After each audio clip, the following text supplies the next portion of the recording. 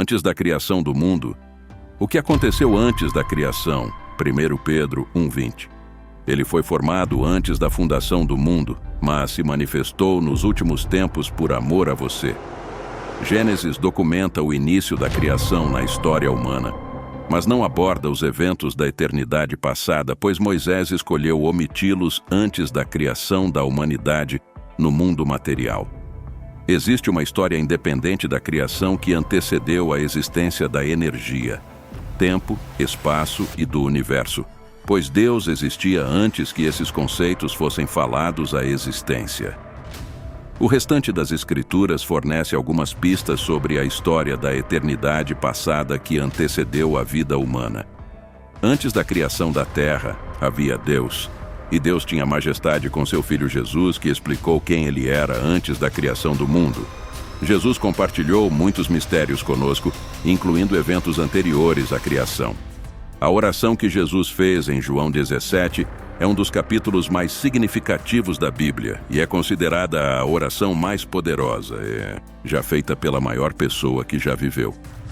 Através dessa oração, podemos sentir o coração de Jesus enquanto ele ora ao seu Pai. A Bíblia contém muitas orações notáveis, e embora admiremos as orações de Salomão, Abraão e Moisés, esta oração em particular se destaca como a mais notável registrada na Bíblia. Jesus falou sobre o esplendor e a grandeza que compartilhava com Deus Pai antes da criação do mundo, João 17:1-5. Jesus proferiu essas palavras levantando seus olhos para o céu, dizendo: Pai, chegou a hora.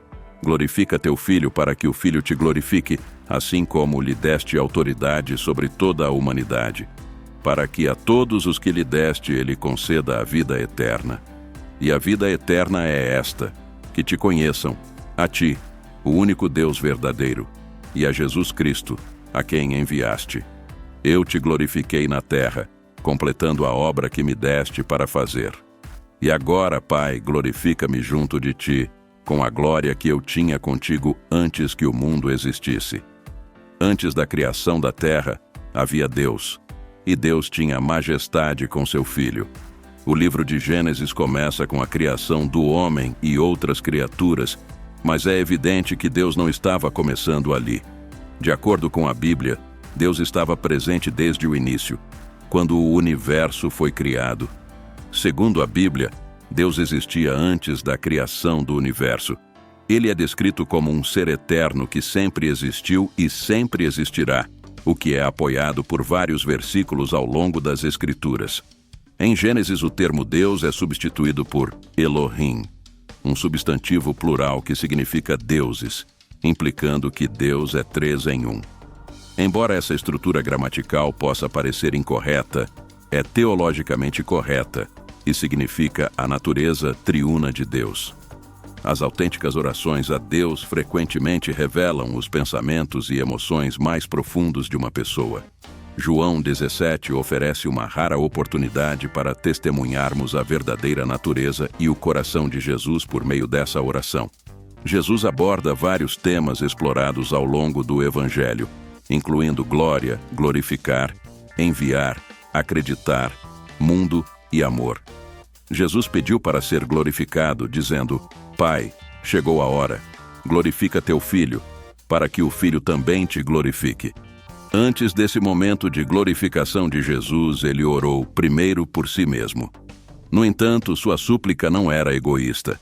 Sua preocupação consigo mesmo era uma preocupação pela glória do Pai. O Filho só pode glorificar o Pai se o Pai primeiro atender à oração do Filho. Glorifica teu Filho. Jesus não esperou até sua obra na cruz para glorificar Deus Pai. Toda a sua vida glorificou a Deus na terra. Jesus glorificou o Pai ao longo de sua vida, desde sua circuncisão e dedicação no templo até sua obediência silenciosa em Nazaré. Cada sermão que pregou, cada pessoa cega ou doente que curou, cada instrução e treinamento que deu aos seus discípulos, cada confronto com os líderes religiosos corruptos, cada pergunta que respondeu e cada toque amoroso que concedeu, todos serviram para glorificar Deus Pai. Jesus declarou: Eu terminei a obra. Com confiança divina e segurança, Via a obra na cruz como já concluída. Jesus pediu ao Pai para glorificá-lo com a mesma glória do Pai. Essa foi uma oração de completa dependência de Deus Pai, não independência.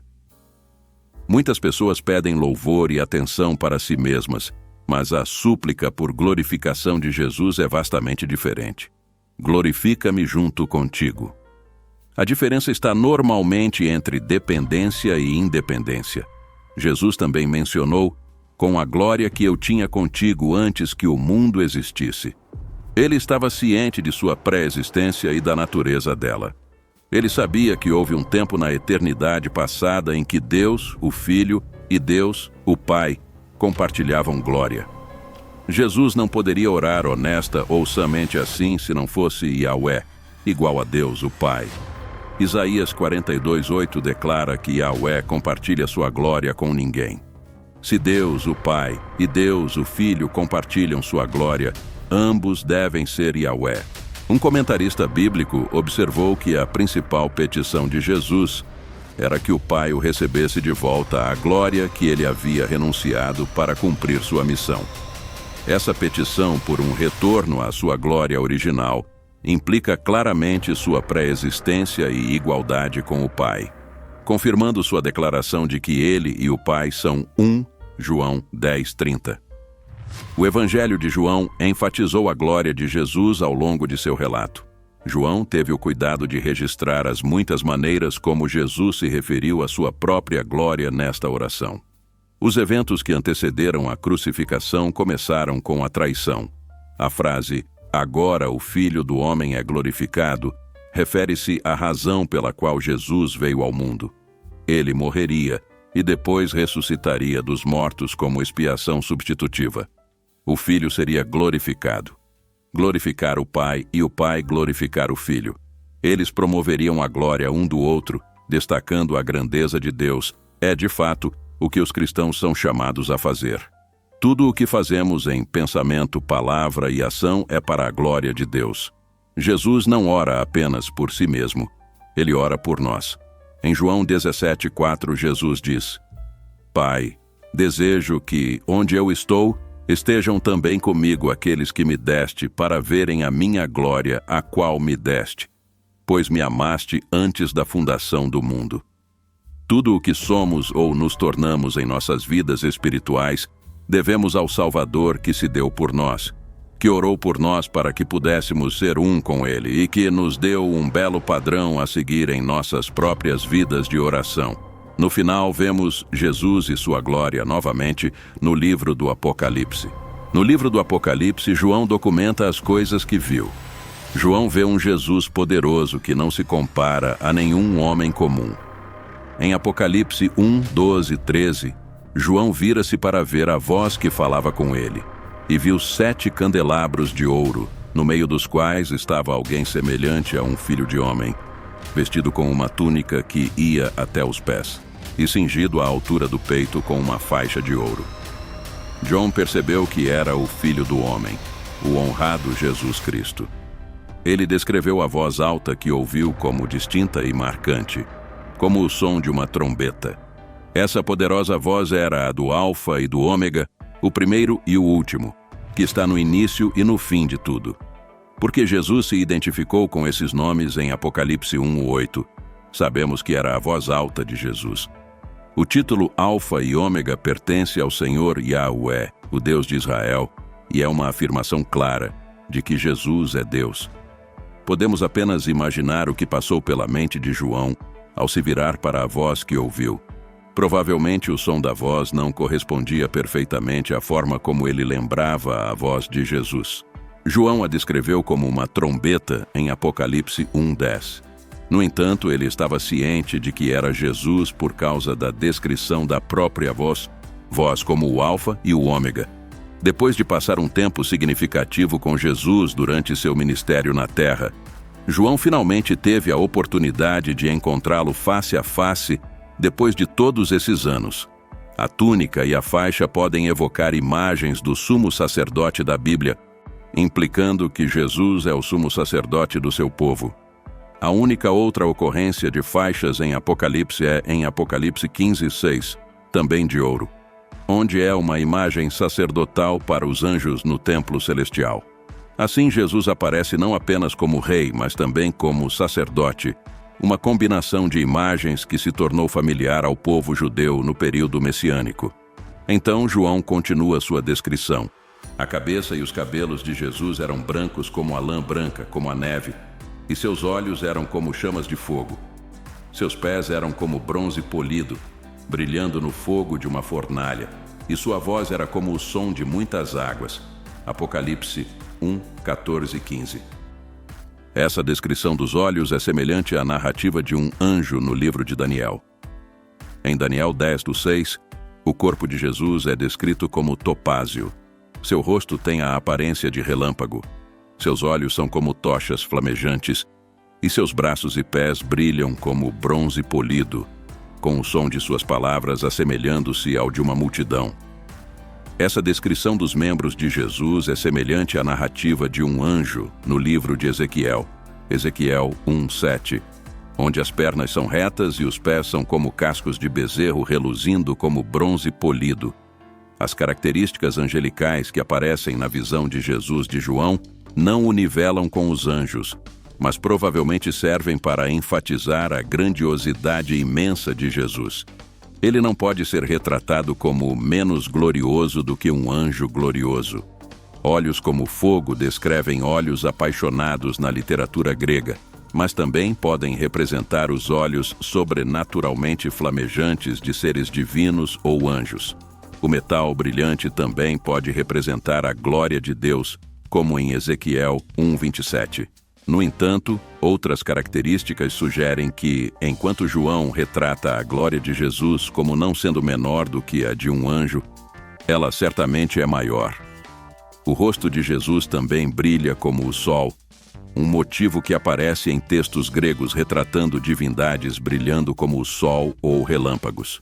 Textos judaicos também usam essa imagem para anjos e outros, mas também para Deus. João continua em Apocalipse 1, 16, 17, descrevendo Jesus segurando 7 estrelas em sua mão direita, com uma espada afiada de 2 gumes saindo de sua boca e seu rosto brilhando como o sol em toda a sua força. Ao ver essa visão incrível, João cai aos pés de Jesus como um morto, mas Jesus coloca sua mão direita sobre ele, dizendo para não ter medo, pois ele é o primeiro e o último. Mesmo sendo um apóstolo que conheceu Jesus enquanto estava na terra, João ficou maravilhado ao ver essa visão incrível. Os 3 anos que João passou na terra com Jesus não o prepararam adequadamente para o momento em que Jesus apareceu para ele em sua majestade celestial. Nesse momento, João percebeu o poder divino e a majestade que Jesus renunciou ao viver na terra, Filipenses 2:7, esvaziando-se ao tomar a forma de um servo e nascendo na semelhança dos homens. João reconheceu o milagre de como Jesus pôde esconder sua glória e autoridade enquanto caminhava nesta terra. Em Apocalipse 1:8, Jesus se identifica como o vivente, que esteve morto, mas agora está vivo para sempre e possui as chaves da morte e do Hades. Jesus é aquele que viveu, morreu e está vivo para sempre, possuindo credenciais de ressurreição e vivendo para nunca mais morrer. A vitória que Jesus conquistou sobre o pecado e a morte é eterna. Ele não ressuscitou dos mortos apenas para morrer novamente. Jesus é o único que possui as chaves do Hades e da morte. Alguns podem pensar que o diabo tem a autoridade ou o poder de decidir quem vive e quem morre, mas estão enganados, pois apenas Jesus tem as chaves do Hades e da morte. No seu formato original, o Apocalipse era conhecido em grego antigo como Apocalipsis, que significa uma revelação e desvelamento. O livro do Apocalipse é a revelação de Jesus Cristo, no sentido de que pertence a Ele. Ele é quem faz a revelação. Jesus é a pessoa sobre quem o livro nos fala. A necessidade de uma revelação de Jesus é destacada em Apocalipse 1:1, onde é dito que Deus deu a Jesus para mostrar aos seus servos. Essa é uma razão significativa pela qual Deus escolheu revelar algo. Deus revelou essa informação sobre Jesus Cristo à humanidade, para mostrá-la a seus servos. Deus revelou essa informação para que pudesse ser compartilhada com outros e não mantida em segredo. Isso é uma apocalipse, uma revelação, não apócrifa, algo escondido na criação dos filhos de Deus. Muitos leitores da Bíblia acham a misteriosa identidade tanto dos filhos de Deus quanto dos Nefilins, cativante em Gênesis 6, 1-4 e no livro de Jó. No livro de Jó, encontramos um homem rico chamado Jó que vivia na terra de Uz, com sua extensa família e vastos rebanhos. Jó é conhecido por ser íntegro e correto, sempre se esforçando para viver uma vida moral. Ele mantém um relacionamento disciplinado com Deus. No entanto, Jó logo perde todas as suas posses e sofre muito, o que o leva a ficar amargo, ansioso e temeroso. Jó deseja confrontar Deus e protestar, e eventualmente Deus intervém na situação. Em Jó 38:4-7, Deus responde a Jó, questionando onde ele estava quando ele lançou os fundamentos da terra. Deus destaca sua sabedoria e poder, indicando que Jó não estava presente durante a criação da terra e que a capacidade de Deus supera em muito a de Jó, não podendo ser comparados de forma alguma. Essas perguntas também servem para lembrar a Jó que há muitas coisas que ele não sabia.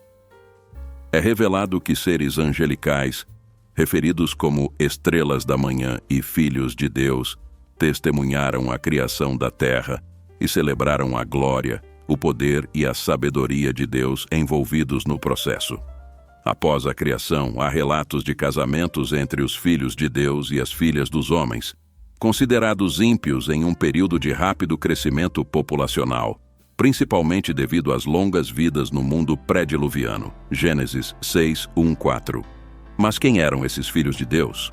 Tanto o judaísmo pré-cristão quanto a igreja primitiva sustentavam que os filhos de Deus eram seres espirituais ou anjos que tomaram esposas humanas e deram à luz gigantes conhecidos como Nefilins. As três principais perspectivas sobre a identidade dos filhos de Deus são: 1. Eram anjos caídos. 2. Eram governantes humanos poderosos. 3. Eram descendentes piedosos de Sete, que se misturaram com descendentes perversos de Caim. A crença tradicional é que os filhos de Deus eram seres sobrenaturais que tiveram filhos com mulheres humanas, resultando nos Nefilins. As razões que sustentam essa visão incluem o fato de que a expressão filhos de Deus sempre se refere a anjos no Antigo Testamento, Jó 1:6, Jó 2:1. O acusador também veio entre eles para se apresentar diante do Senhor, Jó 38:7, quando as estrelas da manhã afundaram juntas e todos os filhos dos anjos gritaram de alegria. Em todos os três casos, os filhos de Deus são seres angelicais espirituais, incluindo Satanás. As frases usadas em Jó sugerem que Gênesis 6 está se referindo a espíritos, anjos. Gênesis 6, 1-2 contrasta os filhos de Deus com os homens, implicando que são seres não humanos. Gênesis 6:1 diz que os homens começaram a se multiplicar, e filhas nasceram para eles. A palavra hebraica para homem é o termo genérico para a humanidade, como usado em Gênesis 5. Os filhos de Deus são contrastados com os homens, indicando que são distintos dos homens e casaram com as filhas da humanidade. Portanto, os filhos de Deus devem ser seres não humanos de algum tipo. O contexto sugere que os Nefilins eram a prole resultante de seres espirituais com humanos. Os Nefilins ou caídos em Gênesis 6:4 são personalidades misteriosas, os poderosos de outrora, os homens de renome. O texto não explica como os Nefilins surgiram, mas afirma que estavam na terra naqueles dias e também depois, quando os filhos de Deus se uniram às filhas dos homens e tiveram filhos. É incerto como esses poderosos de renome surgiram, a menos que sejam o resultado do casamento entre seres espirituais e humanos. Judas provavelmente compreende Gênesis 6:1-4 como uma referência ao casamento entre seres espirituais e humanos. No livro de Judas, há uma referência a anjos que abandonaram seu lugar de autoridade e moradia. Acredita-se que este versículo se refira aos anjos que deixaram o céu para vir à terra, conforme mencionado em Gênesis capítulo 6, base 1-4. Esta passagem tem sido tradicionalmente interpretada como significando que os filhos de Deus tiveram filhos com mulheres humanas, resultando nos nefilins. Embora isso possa parecer incomum para nós hoje, devemos lembrar que a Bíblia está repleta de eventos extraordinários. A verdade muitas vezes é mais estranha do que a ficção. E o mundo criado por Deus está muito além da nossa compreensão limitada. Judas 6 fala de anjos que não permaneceram em sua posição de autoridade, mas abandonaram sua morada adequada. A menos que Judas esteja se referindo a um evento desconhecido, ele parece estar falando dos anjos que deixaram o céu para viver na terra, como em Gênesis 6, 1 a 4. Esses argumentos apoiam a visão tradicional de que os filhos de Deus se uniram às mulheres humanas e deram à luz aos nefilins. Embora isso possa parecer estranho aos ouvidos modernos, o mesmo pode ser dito para toda a Bíblia. A verdade é mais estranha do que a ficção, e o mundo que Deus criou está longe do que comumente acreditamos. Os filhos de Deus viram as filhas dos homens, e é mais preciso ver os filhos de Deus como demônios, anjos em rebelião contra Deus ou homens possuídos por demônios, e as filhas dos homens como mulheres humanas. Judas 6 explica o que Deus fez com esses anjos malignos, mantendo-os em correntes eternas sob uma densa escuridão para o julgamento do grande dia. 1 Pedro 3, 19 e 20. Nos informa que Jesus proclamou sua mensagem aos espíritos em prisão, dando a entender que esses anjos malévolos foram julgados por sua rebelião. A vitória na cruz sobre eles, conforme 1 Pedro 3, 19 e 20, na qual ele também foi e pregou aos espíritos agora em prisão, que outrora foram desobedientes quando a grande paciência de Deus esperava nos dias de Noé durante a construção da arca, na qual poucos, ou seja, 8 pessoas da família de Noé, foram trazidas em segurança através da água. Os anjos caídos são raramente mencionados na Bíblia, pois a grande maioria dos anjos no céu nunca caiu da graça e foi para o lado escuro. No entanto, alguns escolheram fazê-lo. Os anjos caídos não mantiveram seu começo, o que significa que não seguiram o caminho para o qual foram criados. Os anjos foram criados para estar no céu com Deus, louvando-o e fazendo sua vontade. Assim como os humanos foram criados para glorificá-lo, mas para viver na terra, não como anjos. No entanto, esses anjos deixaram seu começo ou ponto de partida no céu. Escolheram rejeitar o plano de Deus para suas vidas, exercendo o livre-arbítrio. De acordo com a Bíblia, esses anjos são anjos caídos porque deixaram o céu. O que aconteceu com esses anjos, de acordo com a Bíblia? Em 2 Pedro 2,4. Se Deus não poupou os anjos quando pecaram, mas os lançou no inferno e os entregou às trevas, reservando-os para o juízo. O líder desses anjos é Satanás, que se transforma em anjo de luz. O diabo conspirou contra Deus, seu Criador, e ele e os anjos que o seguiram perderam a batalha. O que acontece depois que os anjos caídos deixam o céu, de acordo com Mateus 25:41, é que o fogo eterno, o inferno, foi preparado para o diabo e seus anjos.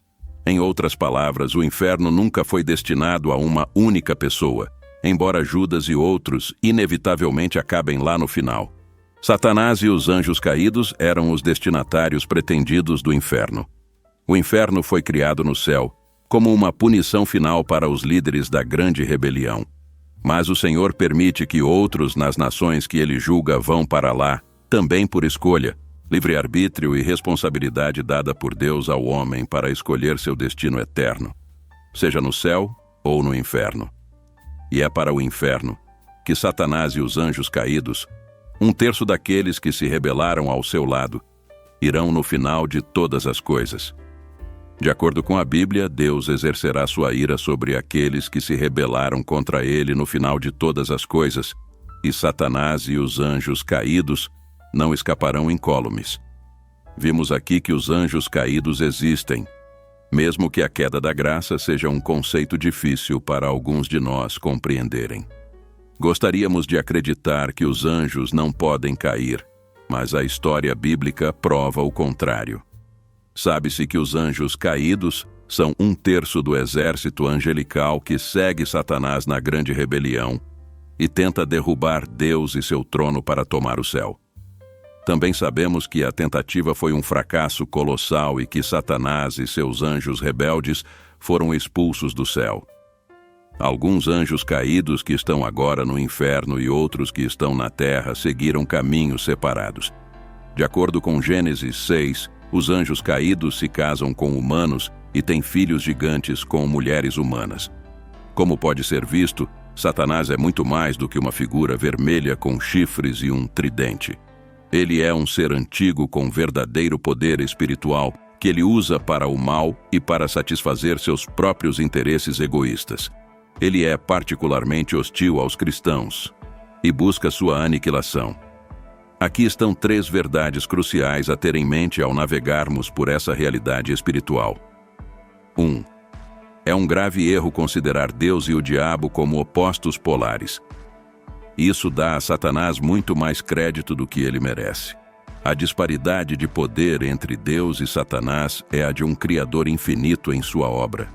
Por mais astuto, engenhoso ou poderoso que Satanás se torne em sua rebelião contra Deus, ele nunca será capaz de igualar o poder daquele que o criou.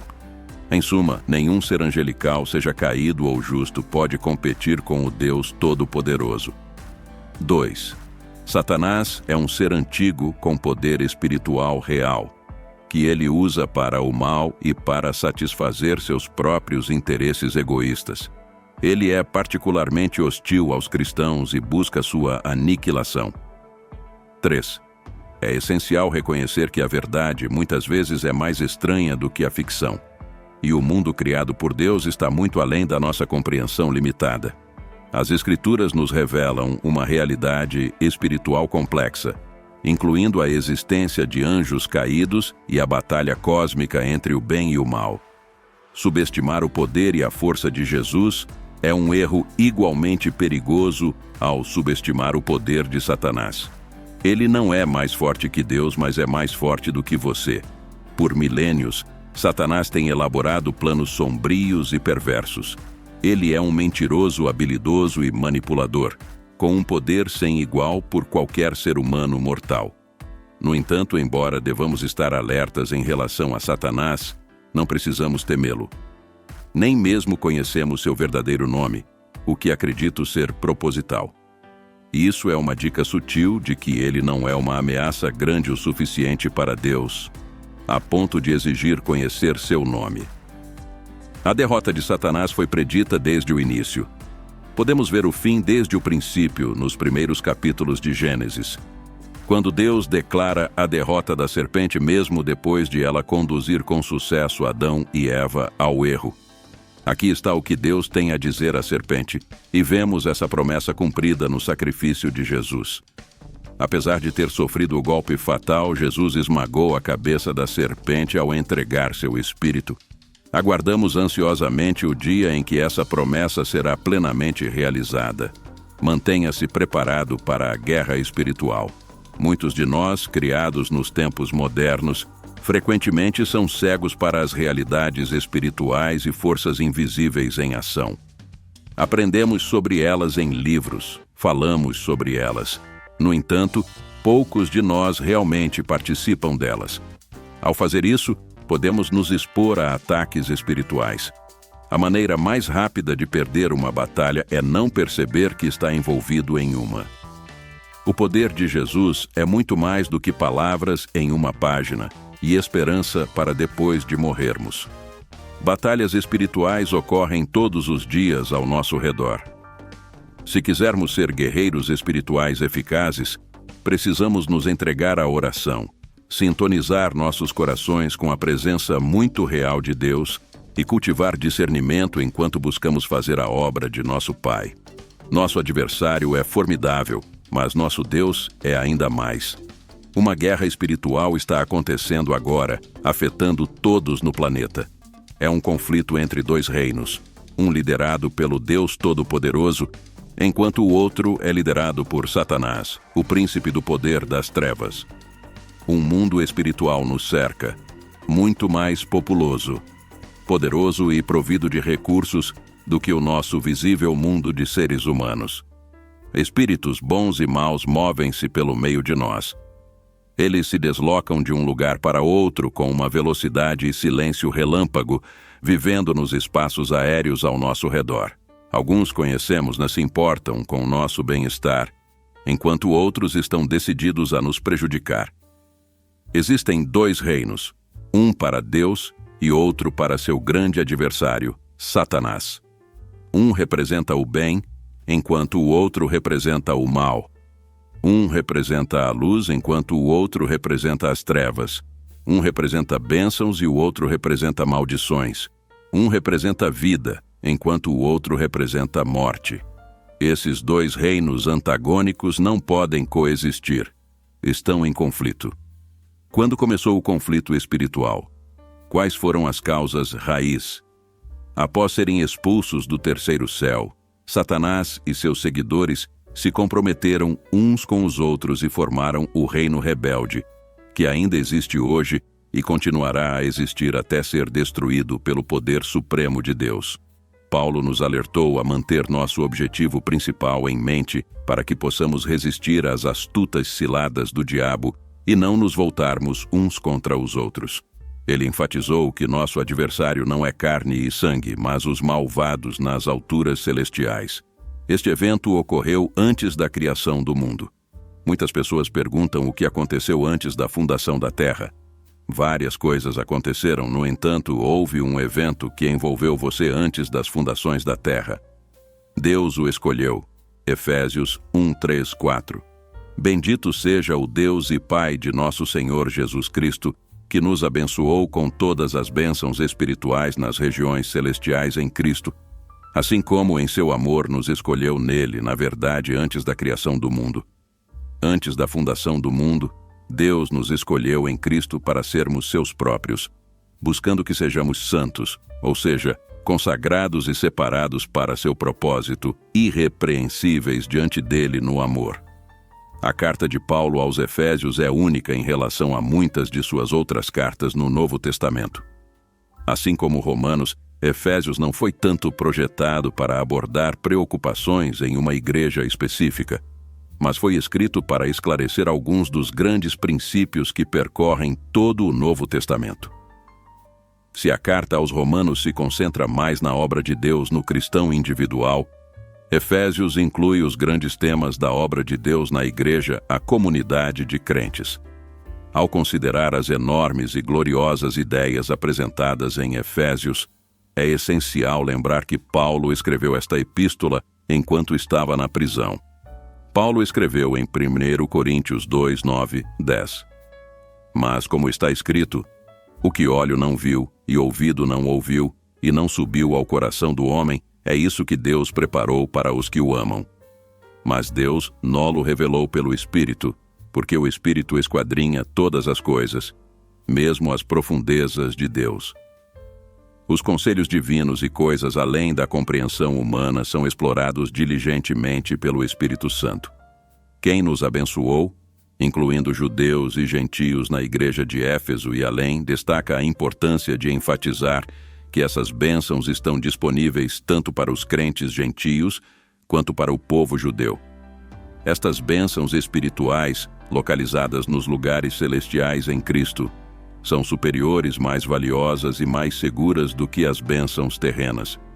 Como observou um famoso pregador, um coração novo é melhor que um casaco novo. Alimentar-se de Cristo é melhor que ter o básico. Possuir Deus como nossa porção é infinitamente mais abençoado do que ser herdeiro dos maiores nobres terrenos. Deus nos abençoou com bênçãos espirituais, as mais raras, ricas e duradouras de todas as bênçãos, de valor inestimável. Se não conseguirmos reconhecer os benefícios que as bênçãos espirituais proporcionam, seremos reduzidos ao status de animais.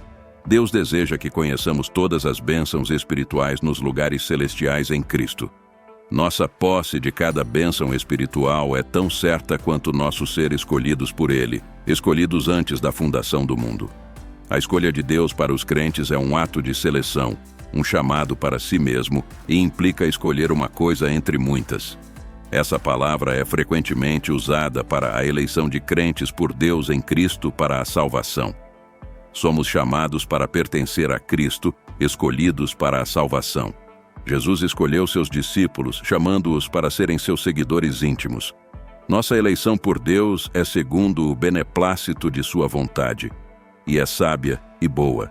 Deus nos escolheu em Cristo, não por nossos méritos, mas por sua graça. Esta escolha não é apenas para a salvação, mas também para a santidade. Somos escolhidos não apenas para sermos redimidos, mas também para sermos santos, adotados para si mesmo como filhos, por meio de Jesus Cristo, de acordo com a amável intenção e bom prazer de sua vontade, para o louvor de sua graça gloriosa e favor que ele tão livremente nos concedeu no amado, seu Filho Jesus Cristo. As palavras santo e sem culpa são uma metáfora tirada dos sacrifícios perfeitos e imaculados, que a lei exigia que o povo trouxesse ao altar de Deus. Lemos que fomos predestinados para a adoção como filhos por Jesus Cristo para si mesmo. Este é o plano que o Pai tem para aqueles que ele escolheu. Eles estão destinados a serem adotados. Não apenas seremos salvos e passaremos por uma transformação pessoal como parte do plano em desenvolvimento de Deus para nós, mas também desenvolveremos uma conexão próxima e confiante com o Pai. Na lei romana, quando a adoção era completa, era realmente completa. A pessoa que foi adotada ganhava todos os direitos de um filho legítimo em sua nova família, mas perdia todos os direitos em sua família anterior. Após a adoção ser finalizada, ela era considerada uma pessoa totalmente diferente pelo sistema legal, pois estava começando de novo com a nova família. Todas as dívidas e obrigações associadas à família anterior eram canceladas, como se nunca tivessem sido contraídas. Lemos para o louvor da glória de sua graça pela qual ele nos fez aceitos no amado.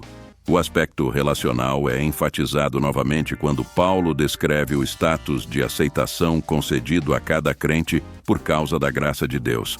A aceitação do Pai a Jesus foi total. A totalidade do que ele era, do que ele falava e do que ele realizava eram todos elogiáveis aos olhos de Deus Pai. Neste ponto também somos aceitos no amado. Efésios 1, 7 e 8.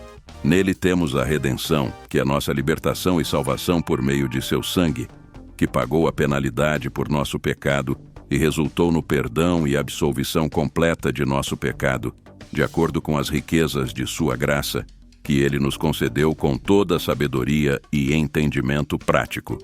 Em Jesus temos redenção por meio de seu sangue. Somente nele e em mais ninguém podemos encontrar redenção. Não há possibilidade de redenção além de Jesus e do sangue que ele derramou na cruz. Observe que não é redenção por meio de seu poder, é por meio de seu sangue. Não é redenção por meio de seu amor, é por meio de seu sangue. A palavra apolutrosen, da qual obtemos a palavra redenção, implica no ato de libertação completa. Em Efésios 2, entendemos que precisamos de redenção porque estávamos mortos em nossas transgressões e pecados. Efésios 2, 1. E ele nos vivificou quando estávamos espiritualmente mortos e separados dele por causa de nossas transgressões e pecados. Tínhamos respiração em nossos corpos, mas éramos escravizados ao pecado, ao diabo e às nossas naturezas pecaminosas. Efésios 2, 2, 3. No qual andastes outrora, segundo o curso deste mundo, segundo o príncipe da potestade do ar, do espírito que agora opera nos filhos da desobediência, entre os quais todos nós também antes andávamos nos desejos da nossa carne, fazendo a vontade da carne e dos pensamentos. E éramos por natureza filhos da ira, como os outros também. Antes de sermos redimidos por Cristo, éramos guiados pelos impulsos da mente pecaminosa.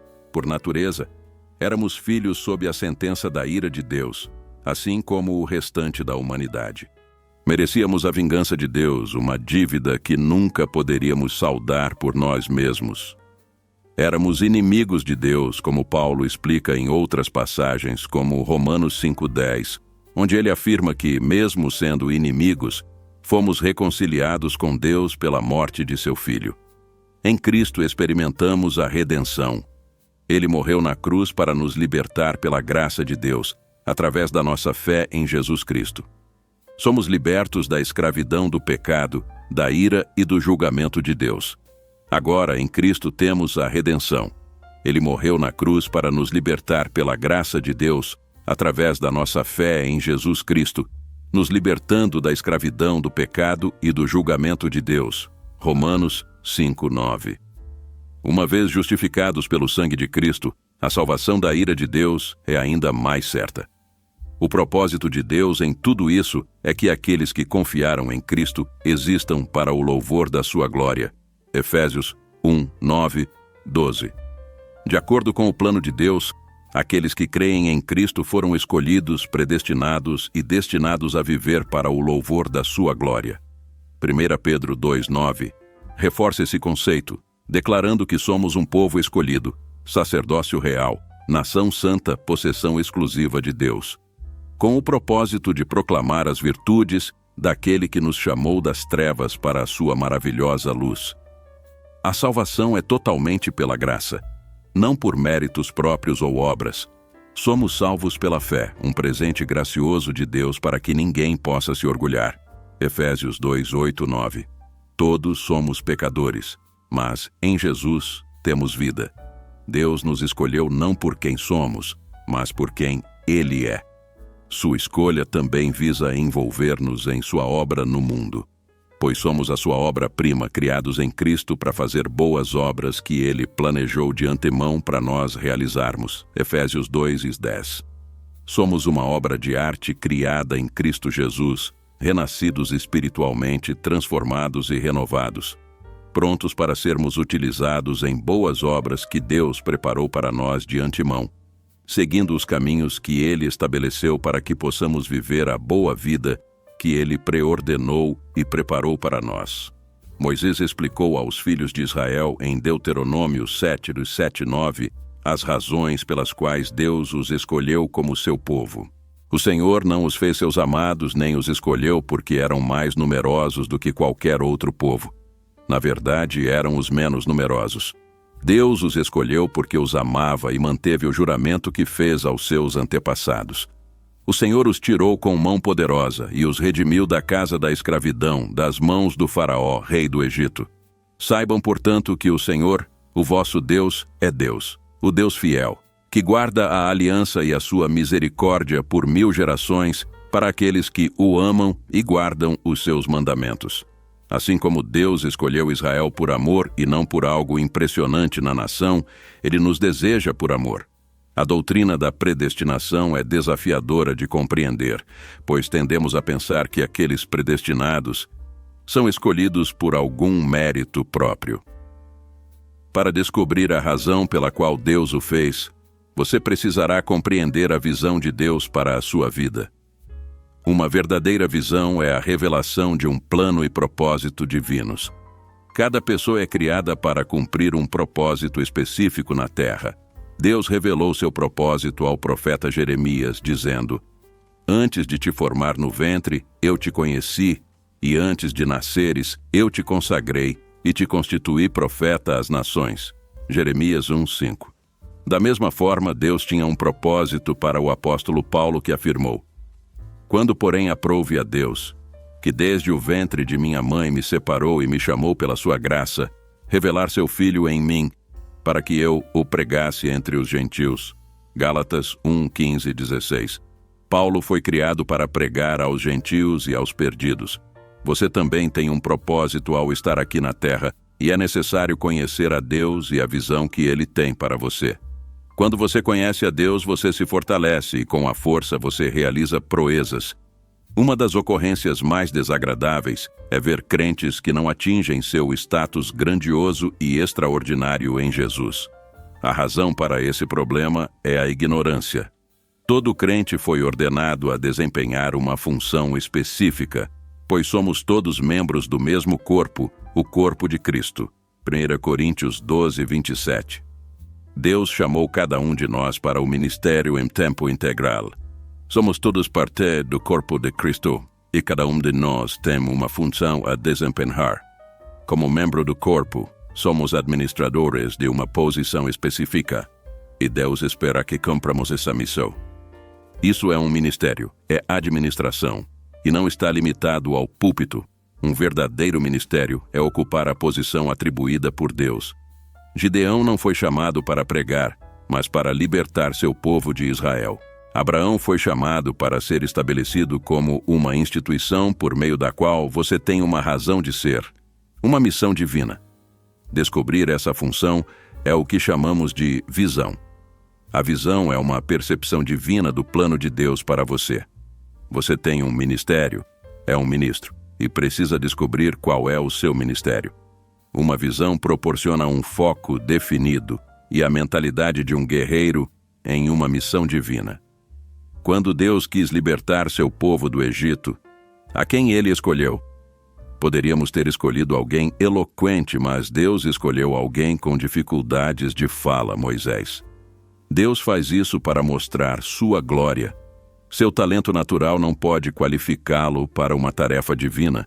Tarefas divinas exigem recursos divinos. Você precisará da força divina e o poder divino só pode ser aperfeiçoado na fraqueza. Como diz 2 Coríntios 12:9, minha graça é suficiente para você, pois o meu poder se aperfeiçoa na fraqueza. Uma visão pode ser oral, pictórica ou ambos. Mas, de qualquer forma, é uma linguagem espiritual pela qual Deus transmite seu plano a vasos escolhidos. Um sonho não é uma visão, mas uma visão pode ser comunicada a você de acordo com o seu nível de compreensão, podendo ser por palavras ou imagens. Você foi criado para servir ao reino de Deus. Você precisa ver a vista e o que Deus tem para você planejando o seu reino. Um bom arquiteto não começa a construir antes de considerar o layout geral do edifício. Da mesma forma, Deus estava planejando o seu reino antes de criar o universo. Deus criou intencionalmente com um fim específico em mente, predeterminado desde o início. A criação do reino foi para o seu filho e seu povo, a quem ele pretendia abençoar. O propósito último da salvação é glorificar a Deus, mas é importante observar que também resulta em nossa glorificação quando colocamos nossa fé em Jesus Cristo. Segundo a Bíblia, a existência de Deus precede a do universo, e ele existe além das leis físicas que o governam. Deus é atemporal, ele criou o tempo e pode intervir no tempo e no espaço sempre que necessário. Deus está fora das restrições do tempo. Ele pode ver o passado, o presente e o futuro de uma vez. Sua capacidade de entrar no tempo e no espaço permite que ele interaja com sua criação e intervenha nos assuntos humanos quando necessário. É natural perguntar o que Deus estava fazendo na eternidade passada antes de criar o universo. O conceito do que Deus estava fazendo antes da criação é desafiador para nós compreendermos completamente, dada nossa compreensão limitada. Entender a atividade de Deus antes da criação é um desafio para a compreensão humana.